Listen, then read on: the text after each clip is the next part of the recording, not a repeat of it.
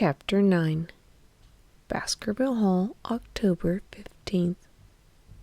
My dear Holmes, if I was compelled to leave you without much news during the early days of my mission, you must acknowledge that I am making up for lost time, and that events are now crowding thick and fast upon us.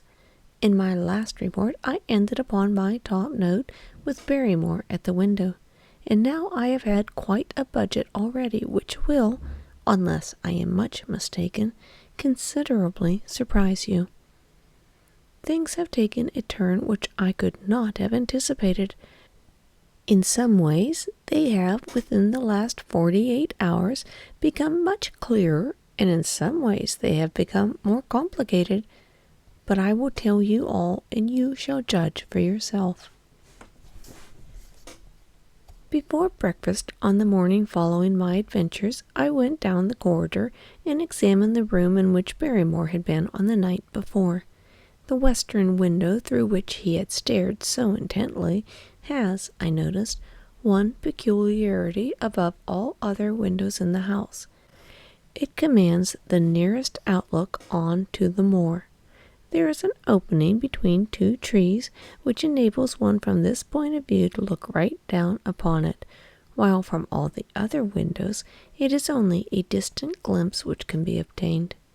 It follows, therefore, that Barrymore, since only from this window would serve his purpose, must have been looking out for something or somebody on the moor.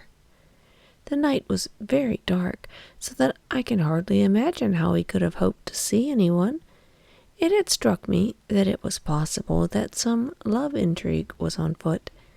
That would have accounted for his stealthy movements, and also for the uneasiness of his wife. The man is a striking-looking fellow, very well equipped to steal the heart of a country girl, so this theory seemed to have something to support it. That opening of the door which I had heard after I returned to my room might mean that he had gone out to keep some clandestine appointment. So I reasoned with myself in the morning, and I tell you the direction of my suspicions, however much the result may have shown that they were unfounded. But whatever the true explanation of Barrymore's movements might be, I felt that the responsibility of keeping them to myself until I could explain them was more than I could bear. I had an interview with the baronet in his study after breakfast, and I told him all that I had seen. He was less surprised than I had expected. I knew that Barrymore walked about at night, and I had a mind to speak with him about it, he said. 2 or 3 times I have heard his steps in the passage, coming and going just about the hour you name. Perhaps, then, he pays a visit every night to that particular window, I suggested. Perhaps he does. If so, we should be able to shadow him and see what it is that he is after. I wonder what your friend Holmes would do if he were here. I believe that he would do exactly what you now suggest, said I. He would follow Barrymore and see what he did. Then we shall do it together. But surely he would hear us. The man is rather deaf, and in any case we must take our chance of that. We'll sit up in my room tonight and wait until he passes. Sir Henry rubbed his hands together with pleasure, and it was evident that he hailed the adventure as a relief to his somewhat quiet life upon the moor. The baronet has been in communication with the architect who prepared the plans for Sir Charles, and with a contractor from London, so we may expect great changes to begin here soon. There have been decorators and furnishers up from Plymouth, and it is evident that our friend has large ideas, and means to spare no pains or expense to restore the grandeur of his family. When the house is renovated and refurnished, all that he will need will be a wife to make it complete. Between ourselves, there are pretty clear signs that this will not be wanting, if the lady is willing, for I have seldom seen a man more infatuated with a woman than he is with our beautiful neighbor, Miss Stapleton. And yet the course of true love does not run quite as smoothly as one would expect under the circumstances. Today, for example, its surface was broken by a very unexpected ripple, which has caused our friend considerable perplexity and annoyance. After the conversation which I have quoted about Barrymore, Sir Henry had put on his hat and prepared to go out. As a matter of course, I did the same. "What? Are you coming, Watson?" he asked, looking at me in a curious way.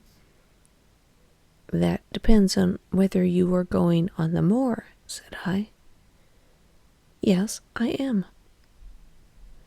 "Well, you know what my instructions are. I am sorry to intrude, but you heard how earnestly Holmes insisted that I should not leave you, and especially that you should not go alone upon the moor."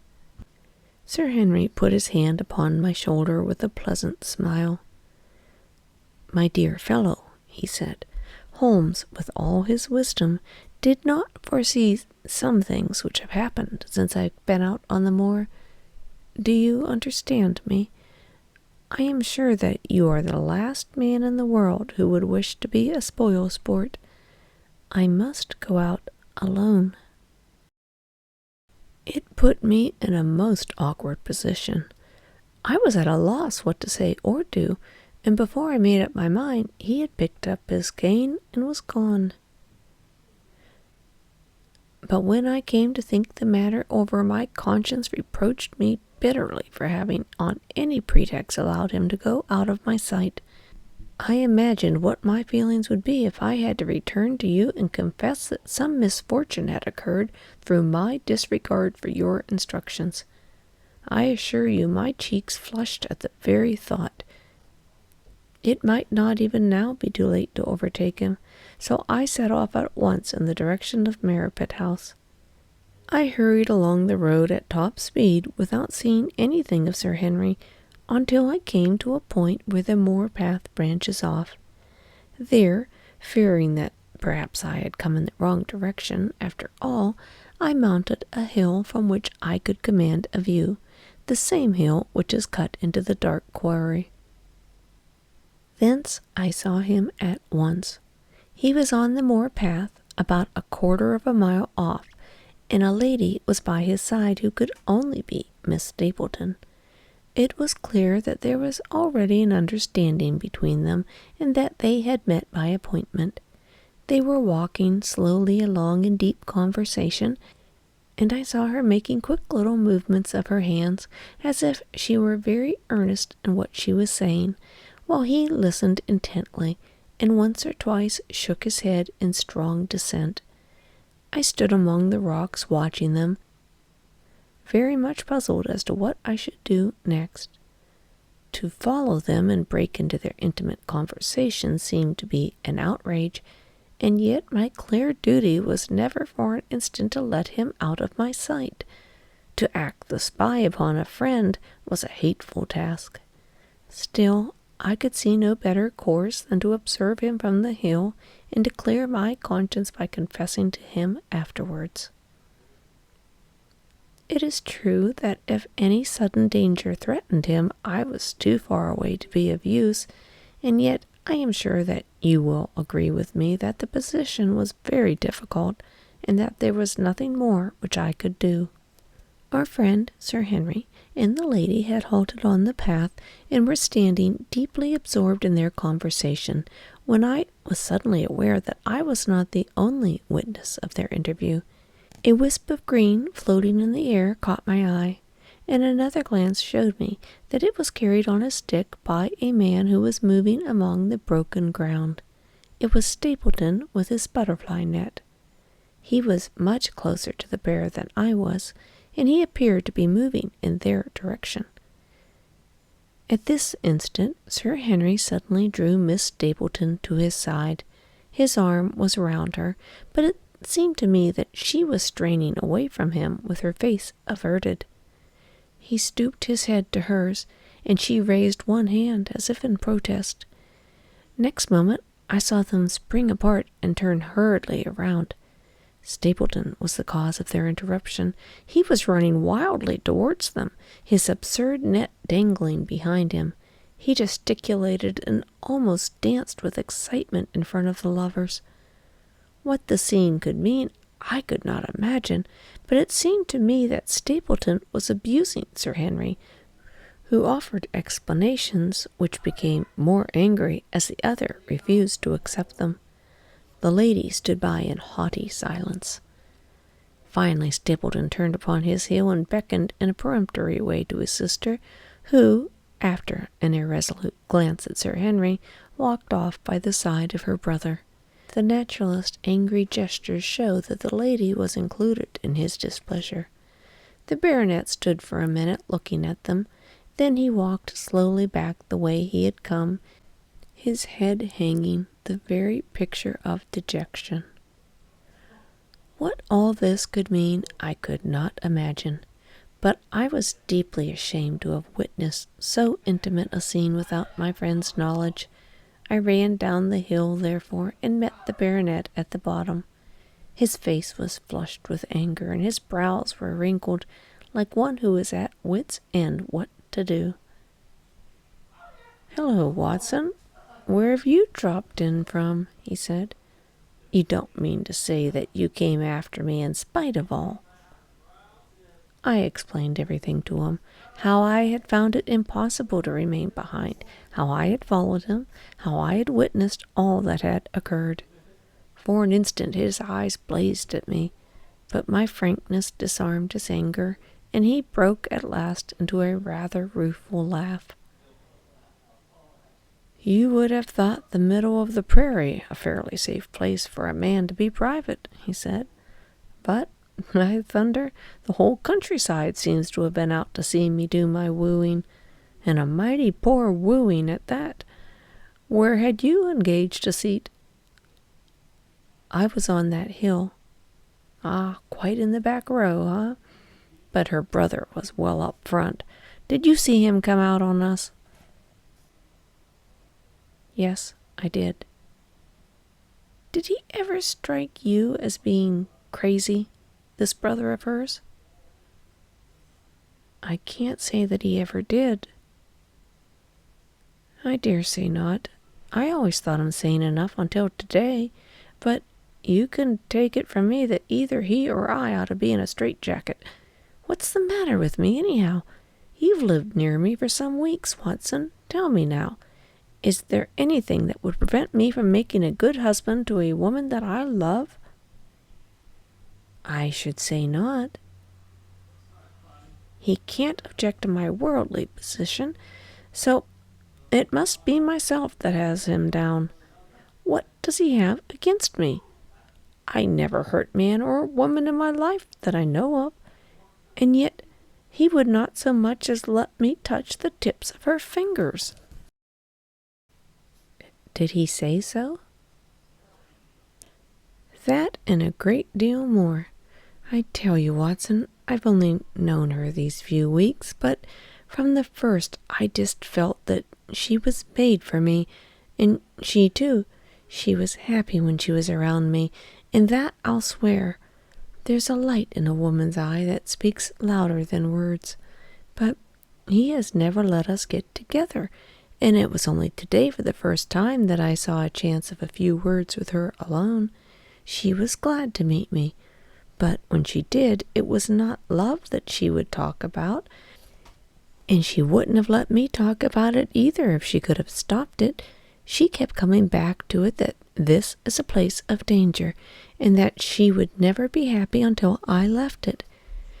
I told her that since I had seen her, I was in no hurry to leave it, and that if she really wanted me to go, the only way to work it was for her to go with me. With that, I offered in as many words to marry her, but before she could answer, down came this brother of hers, running at us with a face on him like a madman. He was white with rage, and those light eyes of his were blazing with fury. What was I doing with the lady? How dare I offer her attentions which were distasteful to her? Did I think that because I was a baronet I could do what I liked? If he had not been her brother, I should have known better how to answer him.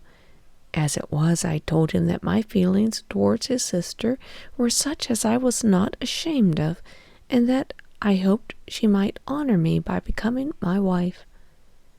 That seemed to make the matter no better. So then I lost my temper too, and I answered him rather more hotly than I should have, perhaps, considering that she was standing nearby.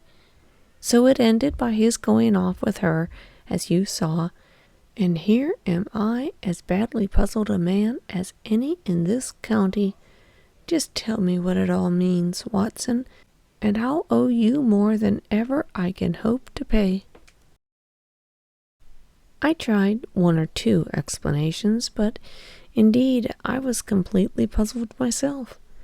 Our friend's title, his fortune, his age, his character, and his appearance are all in his favor, and I knew nothing against him, unless it be this dark fate which runs in his family, that his advances should be rejected so brusquely without any reference to the lady's own wishes, and that the lady should accept the situation without protest, is very amazing. However, our conjectures were set at rest by a visit from Stapleton himself that very afternoon. He had come to offer apologies for his rudeness of the morning, and after a long private interview with Sir Henry in his study, the upshot of their conversation was that the breach is quite healed, and we are to dine at Merripit next Friday as a sign of it. "I don't say now that he isn't a crazy man," said Sir Henry. "I can't forget the look in his eyes when he ran at me this morning, but I must allow that no man could make a more handsome apology than he has done." "Did he give any explanation of his conduct?" "His sister is everything in his life, he says. That is natural enough, and I am glad that he should understand her value. They have always been together, and according to his account, he has been a very lonely man with only her as a companion, so the thought of losing her was really terrible to him. He had not understood, he said, that I was becoming attached to her, but when he saw with his own eyes that it was really so, and that she might be taken away from him, it gave him such a shock that for a time he was not responsible for what he said or did. He was very sorry for all that had passed, and he recognized how foolish and how selfish it was that he should imagine that he could hold a beautiful woman like his sister to himself for her whole life. If she had to leave him, he had rather it was to a neighbor like myself than to anyone else. But in any case, it was a blow to him, and it would take him some time before he could prepare himself to meet it. He would withdraw all opposition on his part if I would promise for 3 months to let the matter rest, and be content with cultivating the lady's friendship during that time, without claiming her love. This I promised, and so there the matter rests.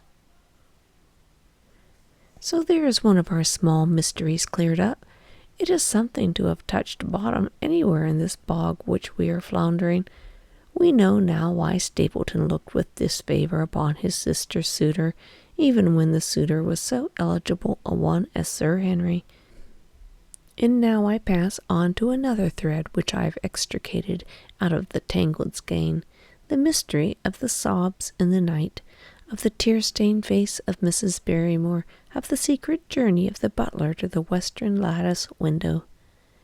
Congratulate me, my dear Holmes, and tell me that I have not disappointed you as an agent, that you do not regret the confidence which you showed in me when you sent me down.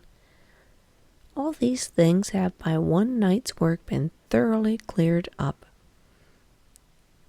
I have said by one night's work, but in truth it was by 2 nights' work, for on the first we drew a blank.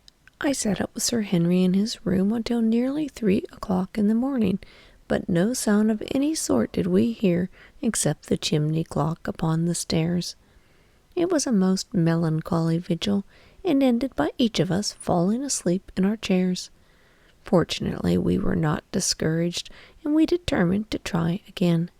The next night, we lowered the lamp and sat smoking cigarettes without making the least sound.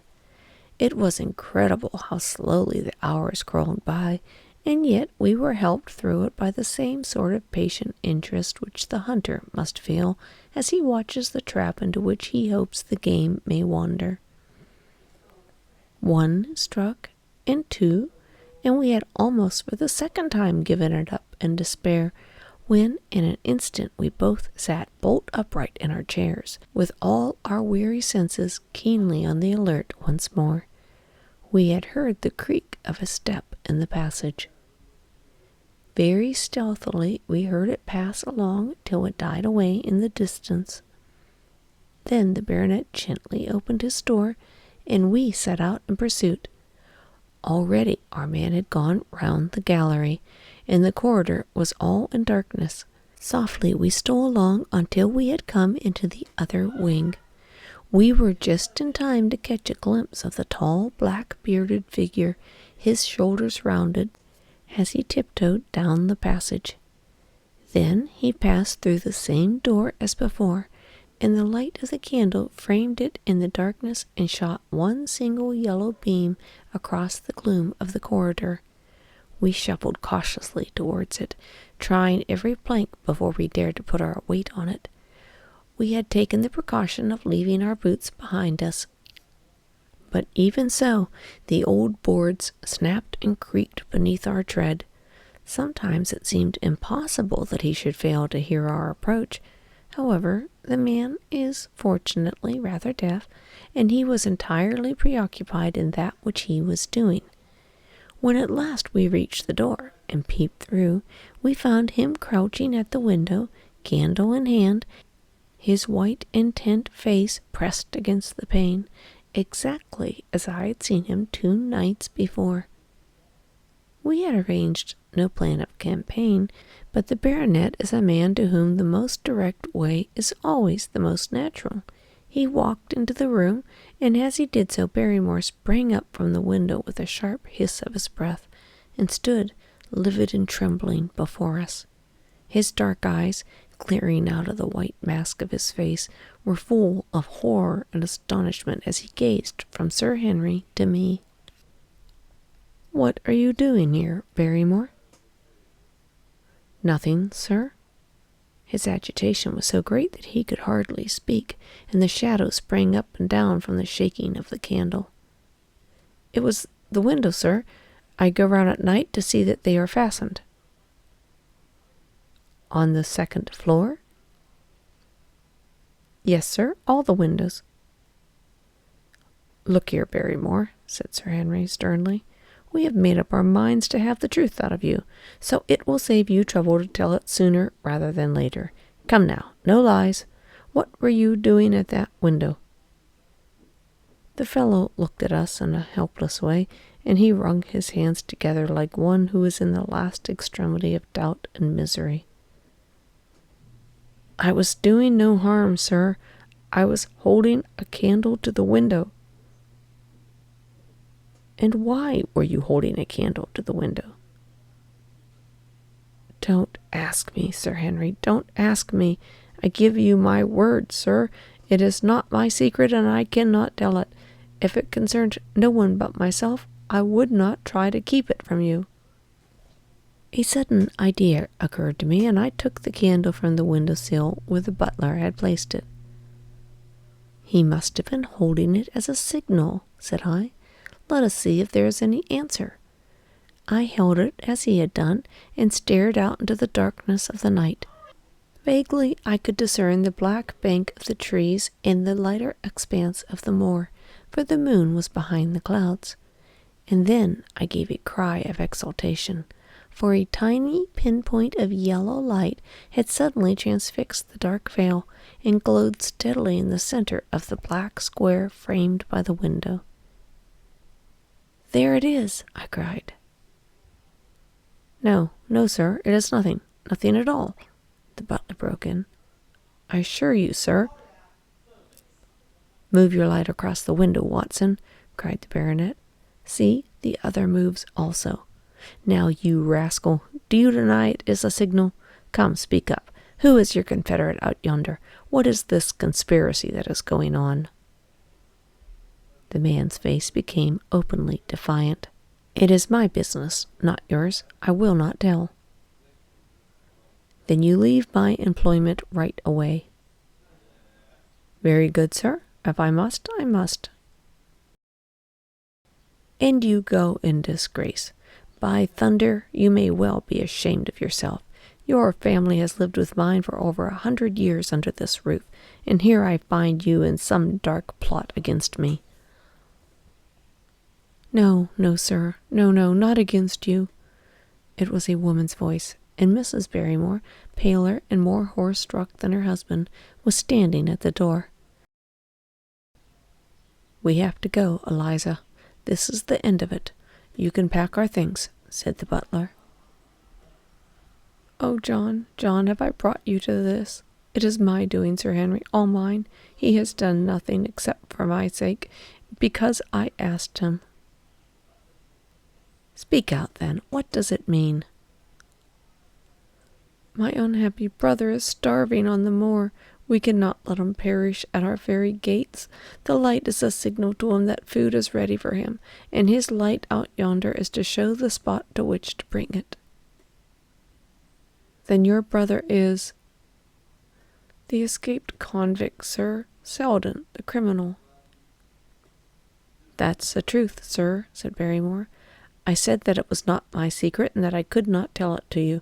But now you have heard it, and you will see that if there was a plot, it was not against you. This, then, was the explanation of the stealthy expeditions at night and the light at the window. Sir Henry and I both stared at the window in amazement. Was it possible that this solid, respectable person was of the same blood as one of the most notorious criminals in the country? Yes, sir. My name was Selden, and he's my younger brother. We humored him too much when he was a lad and gave him his own way in everything, until he came to think the world was made for his pleasure, and that he could do whatever he liked in it. Then, as he grew older, he met wicked companions, and the devil entered into him until he broke my mother's heart and dragged our name in the dirt. From crime to crime he sank lower and lower, until it is only the mercy of God which has snatched him from the scaffold. But to me, sir, he was always the curly-headed boy that I nursed and played with as an elder sister would. That was why he broke prison, sir. He knew I was here, and that we would not refuse to help him. We could not. When he dragged himself here one night, weary and starving, with the warders hard at his heels, what could we do? We took him in and fed him and cared for him. Then you returned, sir, and my brother thought he would be safer on the moor than anywhere else until the hue and cry was over, so he lay in hiding there. But every second night we make sure if he's still there by putting a light in the window, and if there was an answer, my husband took out some bread and meat to him. Every day we hoped he was gone, but as long as he was there we could not desert him. That is the whole truth, as I am an honest Christian woman. And you will see that if there is blame in the matter, it does not lie with my husband, but with me, for whose sake he has done all that he has. The woman's words came with an intense earnestness which carried conviction with them. Is this true, Barrymore? Yes, Sir Henry, every word of it. Well, I cannot blame you for standing by your own wife. Forget what I have said. Go to your room, you two, and we shall talk further about this matter in the morning. When they were gone, we looked out of the window again. Sir Henry had flung it open, and the cold night wind beat upon our faces. Far away in the black distance there still glowed that one tiny point of yellow light. I wonder he dares, said Sir Henry.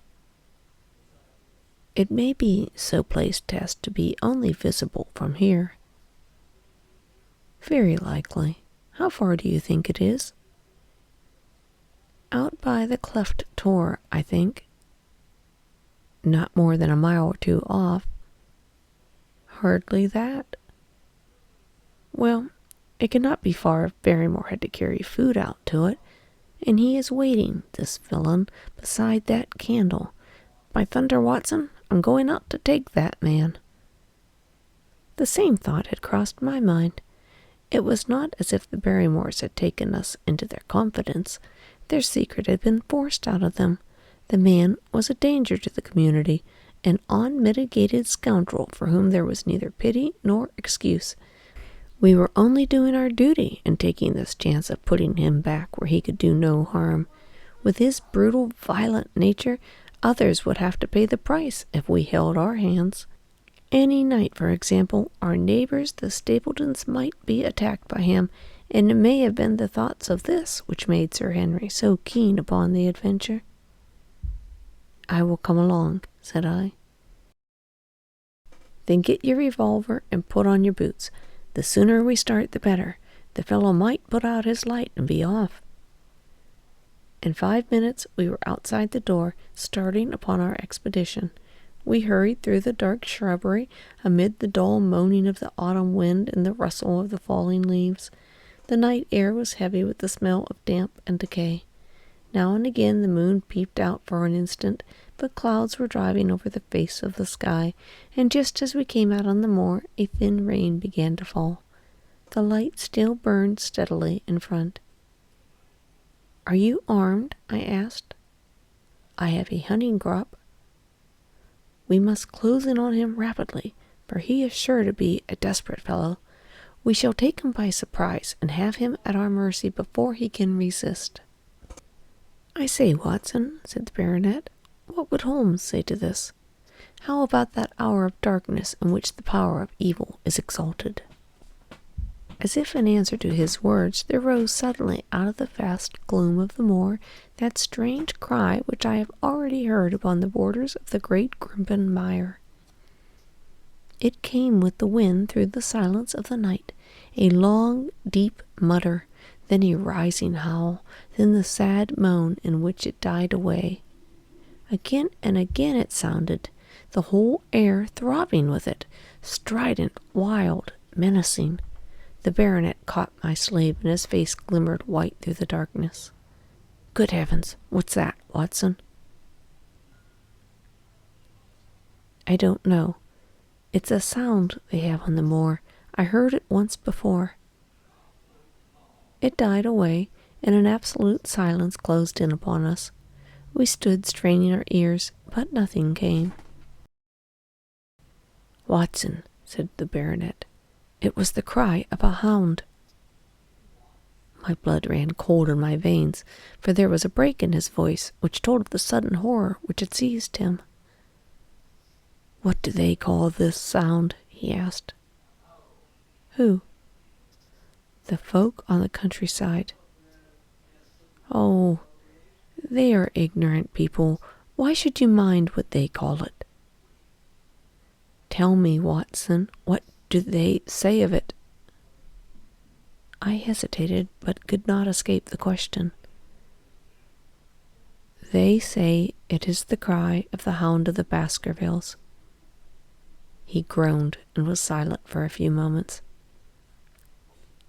"A hound it was," he said at last, "but it seemed to come from miles away, over yonder, I think." It was hard to say whence it came. "It rose and fell with the wind. Isn't that the direction of the great Grimpen Mire?" "Yes, it is." "Well, it was up there. Come now, Watson, didn't you think yourself it was the cry of a hound? I am not a child. You need not fear to speak the truth." "Stapleton was with me when I heard it last. He said that it might be the calling of a strange bird." No, it was a hound.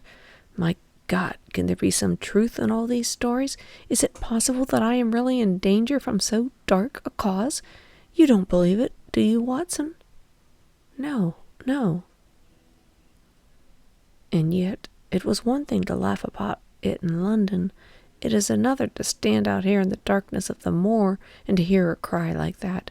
And my uncle. There was the footprint of the hound beside him as he lay. It all fits together. I don't think I'm a coward, Watson, but that sound seemed to freeze my very blood. Feel my hand. It was as cold as a block of marble. You'll be all right tomorrow. I don't think I can get that cry out of my head. What do you advise that we do now? Shall we turn back? No, by thunder. We've come out to get our man, and we will do it. We are after the convict, and a hellhound, as likely as not, after us. Come on, we'll see it through if all the fiends of the pit are loose upon the moor. We stumbled slowly along in the darkness, and the black gloom of the craggy hills around us, and the yellow speck of light burning steadily in front. There is no thing so deceptive as the distance of a light upon a pitch-dark night, and sometimes the glimmer seemed to be far away upon the horizon, and sometimes it might have been within a few yards of us. But at last we could see whence it came, and then we knew that we were indeed very close. A guttering candle was stuck in the crevice of the rocks which flanked it on each side, as to keep the wind from it, and also to prevent it from being visible save in the direction of Baskerville Hall. A boulder of granite concealed our approach, and crouching behind it, we gazed over it at the signal light. It was strange to see that single candle burning there in the middle of the moor, with no sign of life near it, just the one straight yellow flame and the gleam of the rock on either side of it. "What shall we do now?" whispered Sir Henry. "Wait here. He must be near his light. Let us see if we can get a glimpse of him." The words were hardly out of my mouth when we both saw him. Over the rocks, in the crevice of which the candle burned, there was thrust out an evil yellow face, a terrible animal face, all seamed and scored with vile passions. Foul with mire, with a bristling beard, hung with matted hair, it might well have belonged to one of those old savages who dwelt in the burrows on the hillsides. The light beneath him was reflected in his small, cunning eyes, which peered fiercely to right and left through the darkness, like a crafty, savage animal who has heard the steps of the hunters. Something had evidently aroused his suspicions. It may have been that Barrymore had some private signal which we had neglected to give, or the fellow may have had some other reason for thinking that all was not well, but I could read his fears upon his wicked face. Any instant he might dash out the light and vanish in the darkness. I sprang forward, therefore, and Sir Henry did the same. At the same moment the convict screamed out a curse at us and hurled a rock which splintered up against the boulders which had sheltered us. I caught one glimpse of his short, squat, strongly built figure as he sprang to his feet and turned to run. At the same moment, by a lucky chance, the moon broke through the clouds. We rushed over the brow of the hill, and there was our man running with great speed down the other side, springing over the stones in his way with the activity of a mountain goat. A lucky long shot of my revolver might have crippled him, but I had brought it only to defend myself if attacked, and not to shoot an unarmed man who was running away. We were both fair runners and in good condition, but we soon found that we had no chance of overtaking him. We saw him for a long time in the moonlight until he was only a small speck moving swiftly among the boulders upon the side of a distant hill. We ran and ran until we were completely blown, but the space between us grew ever wider. Finally we stopped and sat panting on 2 rocks while we watched him disappearing in the distance. And it was at this moment that there occurred a most strange and unexpected thing. We had risen from our rocks and were turning to go home, having abandoned the hopeless chase. The moon was low upon the right, and the jagged pinnacle of a granite tor stood up against the lower curve of its silver disk. There, outlined as black as an ebony statue on that shining background, I saw the figure of a man upon the tor. Do not think it was a delusion, Holmes. I assure you that I have never in my life seen anything more clearly. As far as I could judge, the figure was that of a tall, thin man. He stood with his legs a little separated, his arms folded, his head bowed, as if he were brooding over that enormous wilderness of peat and granite which lay before him. He might have been the very spirit of that terrible place. It was not the convict. This man was far from the place where the latter had disappeared. Besides, he was a much taller man. With a cry of surprise, I pointed him out to the baronet, but in the instant during which I had turned to grasp his arm, the man was gone. There was a sharp pinnacle of granite still cutting the lower edge of the moon, but its peak bore no trace of that silent and motionless figure. I wished to go in that direction and to search the tor, but it was some distance away. The baronet's nerves were still quivering from that cry, which recalled the dark story of his family, and he was not in the mood for fresh adventures. He had not seen this lonely man upon the tor, and could not feel the thrill which his strange presence and his commanding attitude had given me. "A warder, no doubt," he said. "The moor has been thick with them since that fellow escaped. Well, perhaps his explanation may be the right one, but I should like to have some further proof of it. Today we mean to communicate to the Princetown people where they should look for their missing man, but it is hard lines that we have not actually had the triumph of bringing him back as our own prisoner. Such are the adventures of last night, and you must acknowledge, my dear Holmes, that I have done you very well on this matter of a report. Much of what I tell you is no doubt irrelevant, but still I feel that it is best that I should let you have all the facts, and leave you to select for yourself those which will be of most service to you in helping you to form your conclusion. We are certainly making some progress. So far as the Barrymores go, we have found the motive of their actions, and that has cleared up the situation very much. But the moor, with its mysteries and its strange inhabitants, remains as inscrutable as ever. Perhaps in my next I may be able to throw some light upon that also. Best of all would it be if you could come down to us.